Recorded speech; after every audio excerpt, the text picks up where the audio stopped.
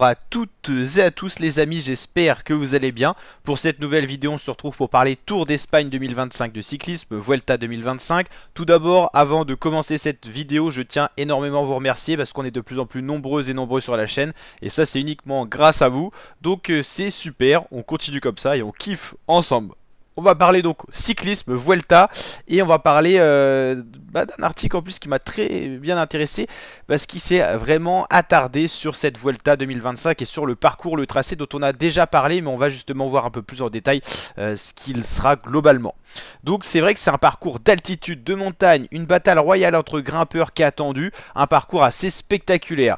Départ en Italie, donc du Piémont à Madrid, via les cimes d'Andorre, du Pays Basque aux Asturies, la Vuelta 2025 s'annonce comme l'un des parcours les plus exigeants de l'histoire du cyclisme moderne. Et oui, c'est bien une réalité. Le départ est en Italie pour fêter les 90 ans du Tour d'Espagne, mais il n'y a pas eu 90 éditions, il y en a eu 80, il y a eu quelques pauses avec les guerres et tout ça. Donc les 90 ans de la Vuelta fêtés sur cette 80e édition.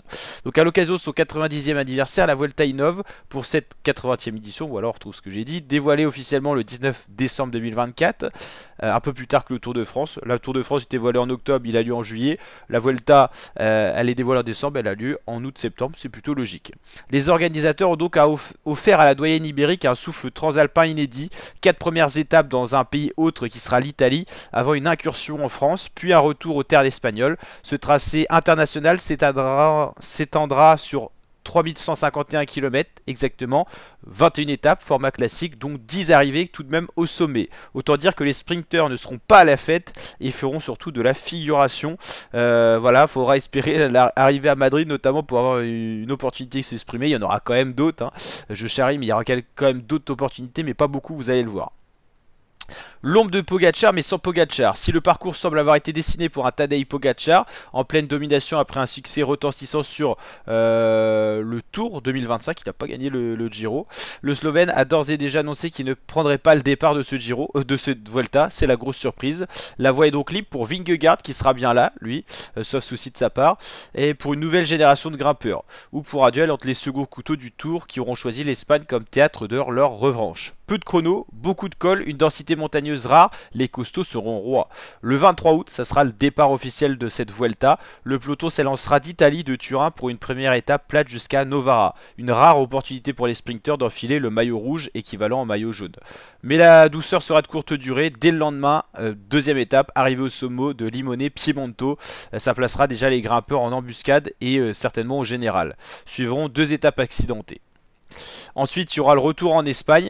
On va quand même regarder en même temps le parcours, hein. C'est quand même plus sympa de mettre une image là-dessus. La première étape d'où on parlait de sprint, le premier maillot rouge sera normalement un sprinter, avec un sprint attendu sur cette première étape en Italie. Étape plutôt plate, mais avec quelques points d'attribuer pour le maillot du grimpeur tout de même. L'étape 2, on a dit que c'était déjà un petit peu montagneux. Bah oui, il y a cette fameuse montée finale qui devrait avoir et donner lieu à une première explication entre favoris au terme de 159 km.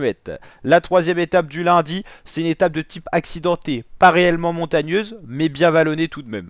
Assez courte, hein, 134,6 km, c'est souvent les profils les plus courts qui sont les plus spectaculaires en termes de course. L'étape 4, accidentée parce qu'elle est très montagneuse dans son départ, il y aura quand même le col de Montgenèvre et le Lautaret, et après c'est tout plat, c'est assez bizarre. Donc voilà un petit peu pour résumer tout ce qu'on a évoqué avec l'article. Retour en Espagne, l'heure des premières explications. 5e étape, 20 km, relancera la mécanique collective avec un contre-la-montre par équipe à Figueres, discipline qui est assez rare. Voilà. On va regarder justement ce profil de cette 5e étape. Contre-la-montre par équipe, ça sera le seul des 3 grands tours de la saison. Donc ça va être sympa de voir ça. C'est aussi le charme de la Vuelta, c'est qu'ils décident aussi de faire d'autres parcours. C'est plus atypique, c'est plus montagneux, et on a aussi des disciplines qui ont disparu un petit peu des autres grands tours. Et la 6e étape, voilà, on attaquera dans le dur, c'est un petit peu ça. Le 28 août d'ailleurs, c'est bien ça. Voilà, l'arrivée à Pal, qui sera vraiment très montagneuse. Serre-l'air le lendemain, 2 arrivées au sommet raides et régulières, parfaites pour créer les premiers écarts significatifs. Donc vous l'avez compris, un beau doublé d'étapes de montagne le 28 et 29 août on voit là, c'est en Andorre, c'est de la grosse montagne et c'est ça qu'on aime. 2 arrivées au sommet, raid irrégulière. Après une respiration avec Saragosse, la première semaine s'achèvera par Valdez-Caray, montée roulante qui pourrait sourire à une échappée. Voyons un petit peu comment ça se matérialise. Là on aura le sprint à Saragossa. Enfin une opportunité pour les sprinteurs après la première étape, j'ai envie de dire. Et voilà cette montée roulante avant la journée de repos. C'est toujours une journée particulière le dimanche avant le lundi, où vous savez que le lendemain vous n'allez pas faire une étape et donc vous pourrez vous reposer. Voilà, il y a des coureurs qui auront plus de facilité à prendre l'échappée, sachant que le lendemain ils rouleront pas vraiment. Alors bien sûr ils rouleront, parce qu'aux journées de repos les coureurs ils roulent, mais c'est beaucoup moins exigeant, beaucoup moins stressant, parce que sur les routes d'un grand tour, ou enfin sur une course cycliste en général, quand il y a beaucoup de monde et tout ça, vous avez tous les bruits. Vous avez la peur de chuter à tout moment et tout ça, donc tout ça fait qu'il y a une certaine fatigue. La journée de repos, comme son nom l'indique, elle permet de pédaler tranquillement, de faire un peu d'home trainer, de faire une petite sortie, mais voilà, vous êtes dans votre bulle, et on va dire que vous pouvez ressasser déjà la première semaine et réfléchir à la deuxième semaine, ce que vous allez pouvoir faire, que ce soit au général, pour les victoires d'étape, que vous soyez un sprinter, un grimpeur ou un puncher.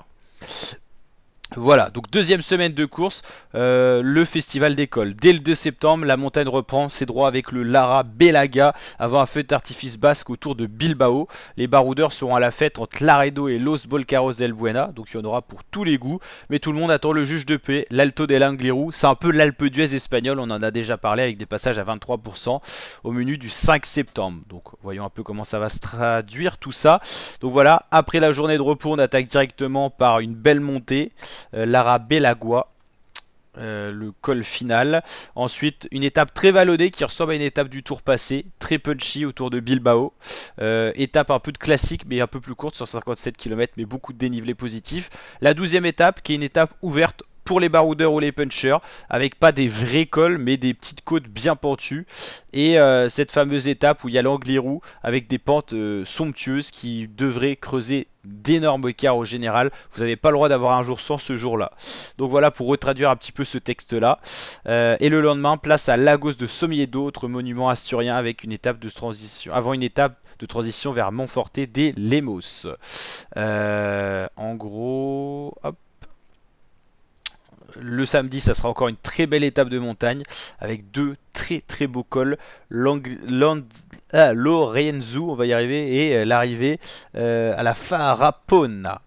Et en fait, cette étape de transition après, juste avant la journée de repos, peut-être une étape pour les baroudeurs ou les sprinters, tout dépendra. On ne connaît pas encore la start list complète, mais on n'aura pas énormément de sprinters. Vous l'avez vu, le parcours est très vallonné, très punchy, très grimpeur, donc ça sourit pas tout simplement aux sprinters. Il y en aura au départ. Ils pourront s'exprimer sur la première étape, on l'a vu sur la 8e étape. Il y aura 2-3 étapes par-ci par-là où s'ils passent bien les bosses, pourquoi pas. Mais ça sera compliqué, c'est pas un parcours très plat. On comptera d'ailleurs sur toutes les étapes combien il y a de vraies opportunités au sprint. On fera ça juste à la fin de cette vidéo. Après la deuxième journée de repos, les candidats au maillot rouge auront fort à faire. Mos Castro de Herville, El Moredero, puis le seul chrono individuel de cette Vuelta, un effort plat de 36 km à Valladolid. Très peu de contre-la-montre, ça peut jouer, et très peu de contre-la-montre individuel. Le contre-la-montre par équipe, c'est quand même une discipline tout autre que le contre-la-montre individuel.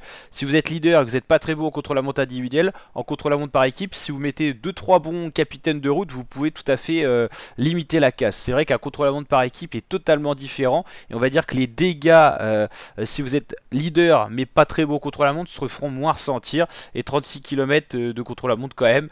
Mais voilà, vu comment le parcours est grimpant, on va dire que par exemple des mecs comme Eddie Dunbar, des mecs comme Enric Mas peuvent gagner cette Vuelta s'ils sont en forme en montagne. Le chrono les tuera pas non plus. Voilà. Après tout dépend qui on a aussi, si on a des Roglic et Evenepoel sur la Vuelta, ça peut être compliqué. Evenepoel je crois pas, Roglic possiblement, et il y aura Vingegaard qui est bon au contre-la-montre mais pas excellent non plus quoi. On va dire que c'est un parcours dans les années passées qui aurait pu plaire à des Quintana et tout ça, qui était pas bon contre-la-montre mais très bon en montagne, parce que voilà, ou même les frères Schleck, parce que c'est très grimpant et il y a peu de contre-la-montre, seulement un contre-la-montre individuel de 36 km et un contre-la-montre par équipe qui peut combler les manques individuels grâce au collectif quoi. Voilà, un ultime espoir pour les sprinters avec Guejuelo avant le climax, la Bola del Mundo enchaînée avec le Puerto de Navacerrada, théâtre de l'avant-dernière étape, 13 septembre. Les pentes à plus de 10% prémettent un final incandescent susceptible de renverser tout le classement à la toute fin. Et la dernière étape, le 14 septembre, honorera la tradition avec une parade de 101 km dans les rues de Madrid, comme l'arrivée traditionnelle à Paris-Champs-Élysées, la capitale donc espagnole, Madrid, qui sera là pour une arrivée de prestige au sprint.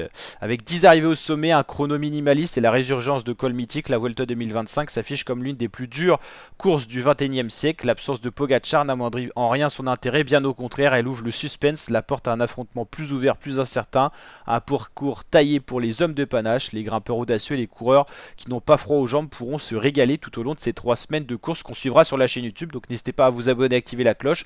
On suivra ça sous format présentation d'étapes et résumé de chacune des étapes. Le même format que le Tour de France qui vous a plutôt satisfait vis-à-vis de vos retours et du Giro. On va kiffer ensemble ces 3 semaines de course. Alors ils nous ont quand même offert justement les profils sur cet article là. Bah voilà, première étape, une opportunité au sprint, on va les compter. Là déjà un peu de montagne, là c'est très vallonné, je pense pas aux sprinters. Pourquoi pas là pour les sprinters, mais ça sera pas tout plat.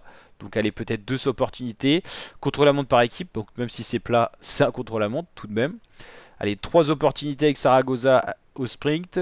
Voilà, encore de la montagne, un petit peu très vallonné, je pense pas au sprint là non plus. Voilà, on arrive déjà à la 16e étape, il y a eu que 3 possibilités de sprint, dont un qui est un petit peu gourmand quand même. Contre-la-montre individuelle. 4e possibilité au sprint et 5. Il y a 5 étapes qui sont possibles au sprint sur cette Vuelta. 21 étapes, 5 étapes au sprint. On aura donc très peu de sprinters, vous l'avez deviné, dans la start list. Voilà. Justement, on commence à connaître un petit peu les coureurs qui seront sur cette édition de la Vuelta, sur ce Tour d'Espagne. On aura Richard Carapaz qui n'a pas pu être là au Tour de France, qui devait être au Tour de France, mais qui a eu des problèmes de santé. Donc là, il sera remis pour la IF Education Easy Post. Pour la Alpecin de Koenig, on aura Robé Geis, Quinten Hermans et Edouard Plancart. Pour la Astana, Fortunato, Woodpulse, qu'on n'a pas beaucoup vu cette saison, qui vieillit aussi, et Harold Martin Lopez. La Bahreïn avec Antonio Tiberi, qui peut être intéressant, le coureur italien pour le général. Il sera sur ses terres au départ. Andrea Pasqualone, qui a une bonne pointe de vitesse, pourquoi pas des sprints punchy, ou encore l'expérimenté Damiano Caruso, qui a fait un très beau Giro cette année. Simon Carr pour la Cofidis, qui a été annoncé. Léo Bizio et Félix Gall pour la Decathlon AG2R. Donc dans tous ceux qu'on a annoncés là, pour jouer le général, on peut avoir Carapaz, à moins qu'il joue le maillot de meilleur grimpeur ou des victoires d'étape. Tiberi peut jouer le général, Caruso, pourquoi pas, sur une start list un peu amoindrie, hein, et c'est un coureur qui est beau contre la montre et qui est beau grimpeur. Même s'il n'y a pas beaucoup de contre-la-montre, c'est un capitaine de route, donc il peut tout à fait faire un très beau contre-la-montre par équipe aussi. Félix Gall, pourquoi pas. Ensuite, pour la FDG, on aura Guillaume Martin, Brio Roland, David Gaudu, Rémi Cavagna. Alors là, je vous le dis clairement, je ne crois plus au général pour Gaudu ni Guillaume Martin. Egan Bernal, pourquoi pas faire un bon général avec Filippo Ganna et Mikhail Kwiatkowski. Ganna qui avait chuté au tout début du tour, donc il n'est pas fatigué. Alors est-ce qu'il sera remis de sa chute, c'est une question, mais en tout cas, il sera favori pour le contre-la-montre individuel s'il est encore dans le peloton, ce qu'on lui souhaite. Arne Marit, plutôt type sprinter pour l'Intermarché, Lucas Van Boven. Mats Pedersen, sprinter très intéressant qui s'est régalé tout au long du Giro et qui nous a régalé avec ses profils un peu punchy, sprinter qui passe bien les bosses. Il peut avoir son mot à dire, même si le Giro se prêtait beaucoup plus à son profil que cette Vuelta. Lui, il peut être là où les sprinters, les purs sprinters ne seront pas là. Donc sur les 5 opportunités de sprint, lui, il peut compter sur les 5 et il peut s'en rajouter 2-3, notamment le profil à Bilbao, j'ai directement pensé à lui. Giulio Ciccone pour jouer le général ou peut-être même Théo Geoghenaert. Quintana sera là, mais pas pour jouer le général, on sait que son niveau a baissé. Carlos Canal, Javier Romo, Jane Lay, il a déjà gagné un Giro, s'il est en très grande forme, pourquoi pas rêver au général et voir mieux. Van Dijk, Vlasov, Pellizzari. Pellizzari, c'est la pépite italienne qu'on a découverte chez la Red Bull Boransgreux sur le Giro. Donc on va voir s'il confirme sur cette Vuelta. Il peut tout à fait faire un top 10, voire un podium s'il est en grande forme.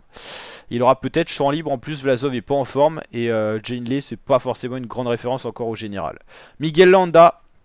Le retour du Basque sur ses terres, Louis Vervac ou encore Valentin Paré-Peintre. Quand je dis sur ses terres, c'est en Espagne, on ne passera pas forcément dans sa ville. Max Poul pour la pique-nique post-NL. Eddie Dunbar de retour de chute. Pour l'avissement, on connaît déjà l'équipe complète. Axel Zingler, Sepkus, qui a déjà gagné la Vuelta. Van Baarle, Attila Velter, Ben Tullet, Jonas Vingegaard qui sera le gros favori de cette équipe. Mais on peut compter sur Kuss et Jurgensen. Ils peuvent nous faire une triplette de leaders. Il y a l'effectif pour Wilco Kelderman et Victor Kampenhardt. Kelderman, il a joué le général, je pense plus qu'il soit en capacité. Le grand numéro 1 ça sera Jurgensen, mais je pense que le grand numéro 1 ça sera Vingegaard, pardon, mais je pense qu'on gardera Jurgensen et Kuss au cas où du côté de la Visma Leise Bike. On peut miser sur plusieurs leaders, donc pourquoi pas en garder un petit peu de côté. On sait jamais ce qui peut arriver à Vingegaard. Bien sûr, on lui souhaite de finir la course en forme et tout ça. Mais voilà, vaut mieux toujours avoir 1, 2, 3 leaders si on peut se le permettre que 0. La UAE avec Marc Soler, équipier, Michael Bjerg, bon rouleur, Almeida en tant que leader, Domien Novak, Jevine en tant que capitaine de route, Ivo Oliveira plutôt rouleur, Grosschartner et Ayuso. Ayuso Almeida, la doublette de leader annoncée en l'absence de Tadej Pogacar chez les rangs de la UAE. On commence à avoir pas mal de coureurs là. Hein. Arvin Livinch, Elia Viviani pour le sprint. Israël Premier Tech avec Richie Tello, Reisberg, Derek G, Ethan Vernon et Marco Frigo. Un coureur que j'aime bien, il a le punch, il a cette capacité à être baroudeur, c'est incroyable. La Caja Rural, petite équipe avec Guillermo Silva, Fernando Barcelo et Jacobo Truba. Pitcock et De La Cruz pour la Q36.5 qu'on retrouve sur cette Vuelta plutôt. Donc voilà, j'espère que cette vidéo vous a plu. On a essayé de décortiquer un peu le parcours et les coureurs qu'on commence à connaître. Bien sûr, on refera des vidéos pour actualiser la start list. Quand on aura la start list complète, on pourra encore plus analyser les forces en présence. Mais en tout cas, c'est une Vuelta qu'on va regarder en intégralité. On va se régaler à l'occasion de cette course. Donc n'hésitez pas à vous abonner à la chaîne YouTube pour suivre tout ça. Du 23 août au 14 septembre 2025, 3000 km, 21 étapes, un parcours spectaculaire, un parcours montagneux, punchy. Peu d'opportunités pour les sprinteurs et donc une course qui sera certainement pas monotone et on va donc se régaler à l'occasion de cette édition de la Vuelta. 23 équipes, ça a été le cas sur les 3 grands tours de la saison. N'hésitez pas à liker, partager, vous abonner, commenter. Je vous dis à très bientôt les fratés pour de prochaines vidéos. Ciao ciao, portez-vous bien.